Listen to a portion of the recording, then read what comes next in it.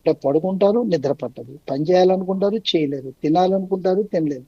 వాళ్ళకి తలనొప్పులు వస్తాయి, వాంతులు వస్తాయి, అప్పుడప్పుడు గుండెలో నొప్పి అంటారు, చేయి నొప్పి అంటారు. అందరు డాక్టర్ల దగ్గరికి వెళ్తారు, వెళ్ళి ప్రతిసారి కూడా సార్ చెక్ చేయదు, అన్ని చెక్లు చేసిన తర్వాత కూడా అందరు డాక్టర్లు బాబు నీకు అన్ని బాగున్నాయని చెప్తారు.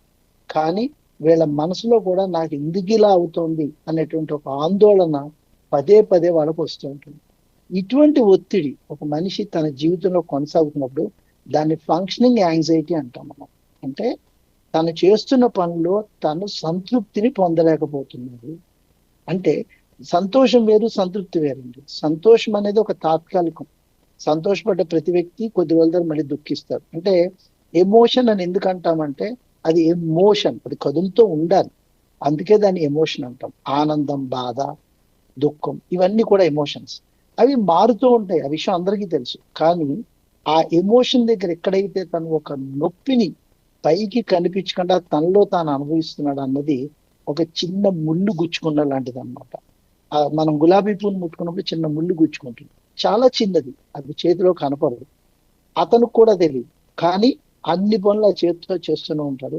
ఒక పర్టికులర్ యాంగిల్లో చెయ్యిలా పెట్టినప్పుడు మాత్రమే ఆ ముళ్ళు తనకి నొప్పిని కలిగిస్తూ ఉంటుంది. ఆ నొప్పి ఏమిటి అనేది ఆ ముళ్ళు తీసే వరకు కూడా ఆ వ్యక్తి తన యొక్క జీవితంలో హెచ్ఎఫ్ఏ ఫీల్ అవుతూనే ఉంటాడు. అంటే తను చేస్తున్న ప్రతి పనిలో కూడా ఒక ప్రమాదకరమైన స్థితిలో ఉంటాడు. ఒక విధంగా చెప్పాలంటే దీన్ని మనం ఒక సైలెంట్ కిల్లర్ అంటాం. డబ్బులు లేక మరణించారు, లేకపోతే పరీక్ష పోయి మరణించారు, లేకపోతే భర్త లేక మరణించారు, లేకపోతే భార్య లేక మరణించారు, ఉద్యోగం పోయిందని మరణించారు. ఇవన్నీ మనం ఫైనల్ స్టేజ్ లో చూసేటువంటి వ్యాఖ్యలు. నిజానికి ఆ వ్యక్తి ఎంతో ఒత్తిడిని కొనుక్కోయి ఉంటాడు. ఉదాహరణ మనం ఒక గోడకి మేకు కొట్టాలనుకోండి, ఫస్ట్ స్ట్రోక్ కొడతాం కానీ గోడలోకి మేకు వెళ్ళదు. 2, 3, 4, 5, 10వ స్ట్రోక్ దగ్గర మేకు మొత్తం nail will enter to the wall. అంటే ఫస్ట్ స్ట్రోక్ ఎఫెక్ట్ లేదా అంటే డెఫినెట్లీ ఉంటుంది.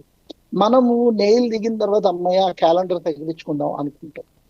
ఇక్కడ ఈ సంఘటన కూడా అంతే. అంటే పదే పదే తనలో జరుగుతున్నటువంటి ఈ ఫంక్షనింగ్ యాంగ్జైటీ ఏదైతే ఉందో ఆ మనిషిని తను చేస్తున్న పనిలో సంతృప్తిగా ఉండదు. డబ్బులుంటాయి, కొన్ని కోట్లు ఉంటాయి, సూపర్ అందం ఉంటుంది, మంచి కుటుంబం ఉంటుంది, మంచి ఉద్యోగం ఉంటుంది. జనమందరూ అంటారు నీకేం తక్కువ, నాకేం తక్కువ అన్నది నాకే అర్థమవుతుంది. సో ఇలాంటి వ్యక్తులు కొంచెం కొంచెం చిన్న చిన్న విషయాలు వాళ్ళ మెదడులో లాక్ అయిపోయినప్పుడు, ఒక్కొక్కసారి చూడండి మనం పర్ఫెక్షన్ అని అడుగుతుంటాం, అన్ని బాగుండాలి. అన్ని ఎవరికి బాగుండండి. రోడ్డు మీద ఎవ్వరూ లేకుండా ఏ lorry, bus, city bus, auto, పిల్లలు లేకపోతే కళ్ళు మూసుకునే డ్రైవ్ చేస్తాం కదా. రోడ్డు మీద ఆటో అడ్డు రావాలి, పిల్లలు పరిగెత్తుకు రావాలి, రెడ్ లైట్ పడాలి, సిటీ బస్సు రావాలి, లారీ రావాలి, అప్పుడు డ్రైవ్ చేస్తేనే పర్ఫెక్షన్ డ్రైవింగ్ అంటాం.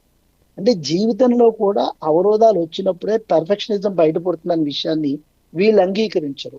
ఈ మనస్తత్వం ఉన్న వ్యక్తులు చాలా లోపల లోపల మాత్రమే ఉంటారు.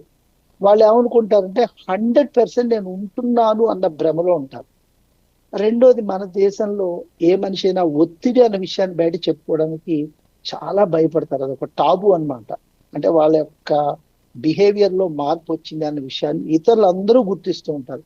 మేము అందుకే పదే పదే చెప్తాం, మీ చుట్టూ ఉన్న వ్యక్తి ఎటువంటి ప్రవర్తనలో మార్పు కనిపించినా వెంటనే మీరు స్పందించండి. అతన్ని అనకండి నువ్వు ఇదివరకులా లేవు, డాక్టర్ చూపించుకో అని అందరూ చెప్తారు. అది కాదు, అతన్ని కూడా తీసుకుని అతని పక్కన కూర్చోండి.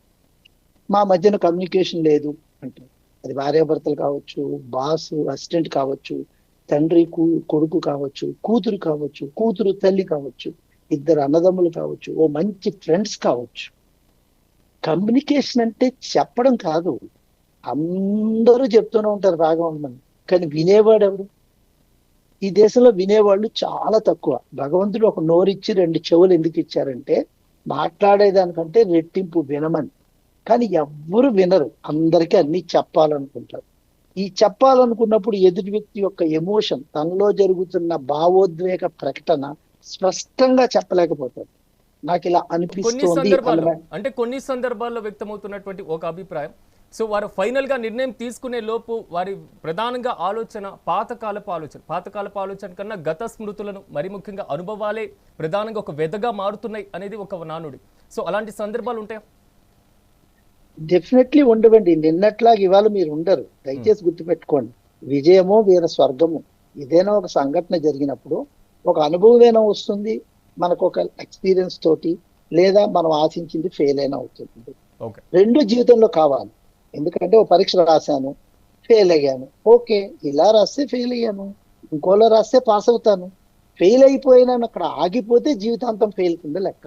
ఇప్పుడు సైకిల్ తొక్కుతూ ఉంటామండి, కింద పడతాము, దెబ్బలు తగులుతాయి, అంత మాత్రం మానేస్తామా? ఉమ్, మళ్ళీ మళ్ళీ మళ్ళీ అంటే నీ జీవితంలో నువ్వు ఆకుండా ప్రయత్నించినంత వరకు నువ్వు సఫలీకృతం అవుతూనే ఉంటావు. అది ఫెయిల్యూర్ కాదు. కానీ ఎప్పుడైతే ఈ వ్యక్తి తన ఎమోషనల్ బర్న్అవుట్, అంటే తనలో జరుగుతున్న పదాన్ని సరి అయిన పదంలో జనాలు అర్థం చేసుకోలేకపోతారు. అప్పుడు ఏమవుతుందంటే తను ఏకాంతం లేచి ఒక్కసారి ఒంటరితనంలోకి వస్తాడు. ఓకే. ఏకాంతం అంటే అందరూ ఉన్నా కూడా నేను ప్రశాంతంగా ఉండాలి అని కోరుకోడు. మనం దేవాలయానికి, పవిత్ర ప్రదేశాలకి, ఏదో పెద్ద వ్యక్తిని కలవడానికి వెళ్ళినప్పుడు ఏకాంతంగా వెళ్తాం. ఓ సెలబ్రిటీతో ఫోటో తీసుకోవాలంటే ఏకాంతంగా తీసుకుని నా ఫోటోయే పెట్టుకోవాలనుకుంటాం. ఓకే. కానీ చుట్టూ అందరూ ఉన్నా కూడా మనిషి మానసిక ఒత్తిడి గురైనప్పుడు మాత్రము ఒంటరితనంలోకి వెళ్తాం. ఏకాంతము అంటే తను ప్రత్యేకంగా తన యొక్క శక్తిని గుర్తించడము, ఒంటరితనము అంటే తనకి ఎవ్వరూ లేరు అన్నటువంటి స్థితికి రావడం. ఇటువంటి వచ్చినప్పుడే ఈ డూమ్ యొక్క బ్యాలెన్సింగ్ ఇంబ్యాలెన్సింగ్ అవుతుంది. అప్పుడే తనలో ఉన్న ఇన్నర్ క్రిటిక్ బయటపడతాడు. అంటే తన భావావేశాల్లో జరుగుతున్న సంఘటనని ఎలా చూడాలి అనేది అర్థం. అప్పుడు తనకి ఏమవుతుంది, తనలో తాను ఏకాంతం ఎప్పుడైతే ఇలా వచ్చిందో ఏమైనా సరిగ్గా ఉండట్లేదేమో అని ఒక్కసారి మెల్లిగా తన చుట్టూ సంచరించే వ్యక్తుల్ని అవాయిడ్ చేసి ఏకాంతంలోకి వచ్చేసి, అంటే ఒక గదిలో కూర్చోడం. ఓకే. సోషల్ సర్కిల్ పోతుంది. సోషల్ సర్కిల్ ఎప్పుడైతే పోయిందో కమ్యూనికేషన్ తగ్గిపోతుంది. కమ్యూనికేషన్ ఎప్పుడైతే తగ్గిందో తెలియకుండా ఆరోగ్యం మీద ఒత్తిడి పడుతుంది. అంటే ఇవన్నీ ఒక సైకలాజికల్ లింకింగ్ జరిగినప్పుడు నీకు మనశ్శాంతి ఏంటి, what is going on in your inner circle, అది ఎవరు వెంటనే చెప్పరండి. ఒక 4 సార్లు, 5 సార్లు, 6 సార్లు ఆ వ్యక్తిని మాట్లాడించాలి. దయచేసి గుర్తుపెట్టుకోండి, ఆ వ్యక్తి చేత మాట్లాడించాలి. తనలో జరుగుతున్న ఒత్తిడి, తన భావావేశాన్ని తన పదాల్లో తను చెప్పగలగాలి. ఓ మార్కు పోయింది అని పరీక్షలో చెప్తాం. మన సామాన్య జనానికి ఒక మార్కు చాలా కామన్ అవ్వచ్చు, కానీ ఆ విద్యార్థికి ఆ ఒక్క మార్కే జీవిత పట్టం అవ్వచ్చు. ఇప్పుడు మ్యాచ్లు అవుతూ ఉంటాయి, క్రికెట్ మ్యాచ్. ఆ గ్రౌండ్ లో ఓ మ్యాచ్ 400 రన్లు కొడితే ఒక టీము, రెండో టీం 401 కొడితేనే విన్ అవుతుంది. అది 399 కొడితే లాస్ అవుతుంది. ఆ ఒక్క మార్కు విలువ ఆ పోరాడేవాడికే తెలుస్తుంది. సో అది విద్యార్థిలో కానీ, లేదా ఒక ఉద్యోగస్తులో కానీ, ఒక కుటుంబంలో కానీ, నెహ్రూ గారు, ఈ మానవ చెప్పండి. జవహర్లాల్ నెహ్రూ గారు, ఒక్కసారి మనం డిస్కషన్ చేద్దాం. మీరు చెప్పినటువంటి ప్రతి అంశాలను ఒకసారి నేను ప్యానల్లో ఉన్నటువంటి ఇతరుల యొక్క అభిప్రాయాన్ని కూడా తీసుకునేటువంటి ప్రయత్నం చేస్తాం. కృష్ణకుమారి గారు, నమస్తే అండి. నమస్తే అండి. కృష్ణకుమారి గారి మధ్య రీజన్స్